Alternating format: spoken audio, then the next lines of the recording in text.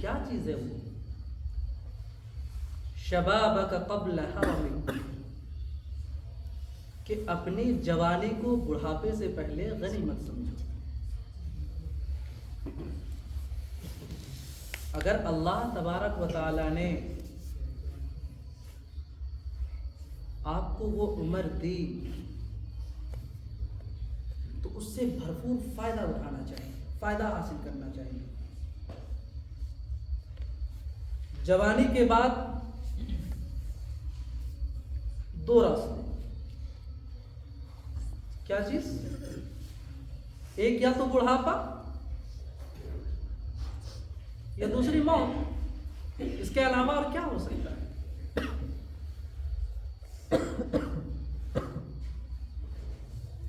اور اللہ تبارک و تعالیٰ کو سب سے زیادہ عبادات جو پسند ہے وہ جوانی کے حالت کی،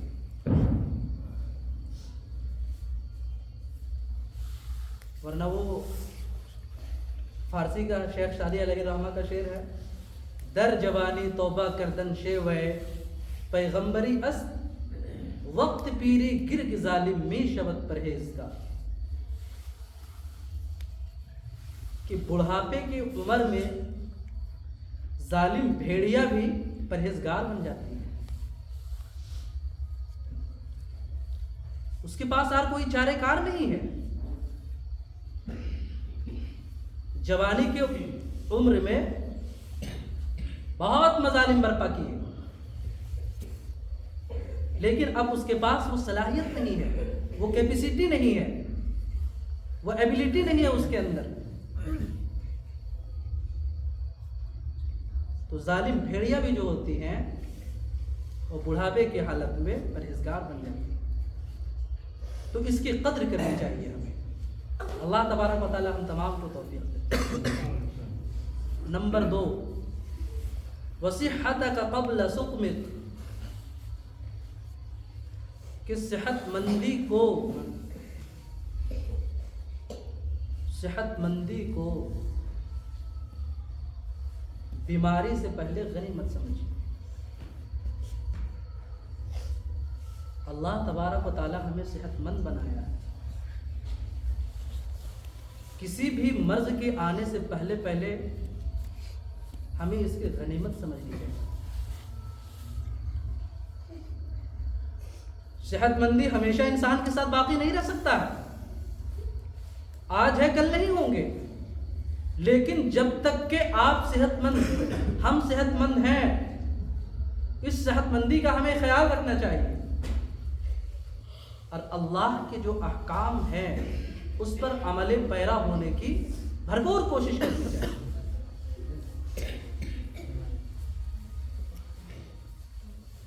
نمبر 3، وَفَرَاغَكَ قَبْلَ شُغْلِكَ، اور فرصت کو مشغولی سے پہلے غنیمت سمجھیے۔ آدمی کے پاس ٹائم ہو، فرصت میں ہو، ہمیشہ ایسا نہیں ہو سکتا ہے۔ آج فرصت میں ہے، آج اس کے پاس ٹائم ہے، کل نہیں رہے گا، ہمیں اس کی بھی قدر کرنی چاہیے۔ نمبر 4، وَغِنَاكَ قَبْلَ فَقْرِكَ، کہ مالداری کو تنگدستی سے پہلے غنیمت سمجھیے۔ اگر اللہ تبارک و تعالیٰ نے مال و دولت دے رکھا ہے تو اس کا ہرگز یہ مطلب نہیں ہے کہ ہمارے آپ کے ساتھ مال و دولت ہمیشگی ہوگی، دائمی ہوگی، نہیں۔ اللہ کا نظام ہماری سوچ سے بالا تر ہے۔ ہر کیٹیگری کے لوگ اس دنیا کے اندر اللہ تبارک و تعالیٰ نے پیدا فرمایا ہے۔ آپ نظر اٹھا کر کے دیکھیں، بہت ایسے لوگ ملیں گے، اگر شادی بیاہ میں اگر کہیں انویٹیشن وغیرہ پہ، دعوت وغیرہ پہ ہم لوگ جاتے ہیں، کچھ ایسے لوگ ہوتے ہیں جو بالکل بادشاہ کی طرح جاتے ہیں، کچھ لوگ ایسے ہوتے ہیں اس میں جو اپنا کام کاج سروینٹ والا کام کرتے ہیں، ان کی خدمت کرنا، ان کی دیکھ ریکھ کرنا، کچھ ان سے بھی نیچے ہوتے ہیں، آدمی کھا بھی لیتا ہے تو اس کے پلیٹ صاف کرنے والے بھی ہوتے ہیں. اللہ کا ایک نظام ہے. اگر تمام لوگوں کو اقول بنا دیتا, برابر بنا دیتا, تو ایسا لوگ کرنے کے لیے چاہتے ہیں؟ کوئی چاہتے ہیں؟ کون چاہے گا مال و دولت والا ہم پلیٹ صاف کریں, پلیٹ اٹھائیں؟ لیکن اللہ تبارک و تعالیٰ کی یہ ایک حکمت ہے, ایک مصلحت ہے, ایک نظام سمجھیے, نظام کے تحت یہ کائنات چل رہا ہے. تو اللہ تبارک و تعالیٰ نے مال و دولت دے رکھی ہے تو اس کو غنیمت سمجھنا چاہیے. آپ دیکھیں اللہ تبارک و تعالیٰ کے نظام, بہت ایسے دنیا کے اندر لوگ ہیں کہ اگر کہیں انہیں جانا ہو, ہمارا آپ کیا معمولی انسان اگر کہیں جانا ہوتا ہے تو 5-10 منٹ میں اپنے سفر کی پوری تیاری کر لیتے ہیں. ایک جوڑی کپڑا ڈالے, بیگ لیے چل دیے. لیکن اس دنیا کے اندر ایسے ایسے لوگ بھی ہیں کہ ایک دن کے سفر کے لیے دو بیگ لے کر کے چلیں گے, جس میں سے ایک بیگ ان کا دوا دارو کا ہو, ایک دن کے سفر کے لیے. اللہ کی حکمت کو سمجھیے کہ اللہ تبارک و تعالیٰ نے اب انسانی کچھ چیزوں کو دیکھتے تو یہ اندازہ ہوتا ہے کہ اللہ تبارک و تعالیٰ نے یقیناً ہمیں بہت اچھے حالات میں رکھا ہے.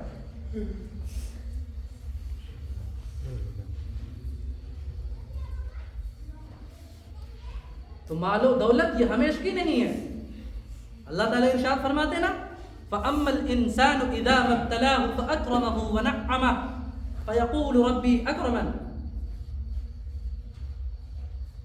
کبھی ایسا بھی ہوتا ہے کہ اللہ تبارک و تعالیٰ انسانوں کو مال دے کر کے آزماتا ہے, تو تو انسان کیا کہتا ہے؟ اللہ تبارک و تعالیٰ نے مجھے عزت دی ہے, نعمت دی ہے.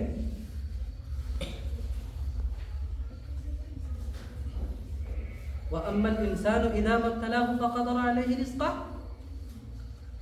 اور جب انسان کے اوپر مال کو تنگدست کر دیا جاتا ہے تو کہتا ہے فَقَدَرَ عَلَيْهِ رِزْقَهُ. اللہ تبارک و تعالیٰ نے ہمیں رسوا کر دیا, ذلیل کر دیا. تو یہ اللہ تبارک و تعالیٰ ہم سے امتحان لیتا ہے. وَلَنَبْلُوَنَّكُمْ بِشَيْءٍ مِّنَ الْخَوْفِ وَالْجُوعِ وَنَقْصٍ مِّنَ الْأَمْوَالِ وَالْأَنفُسِ وَالثَّمَرَاتِ.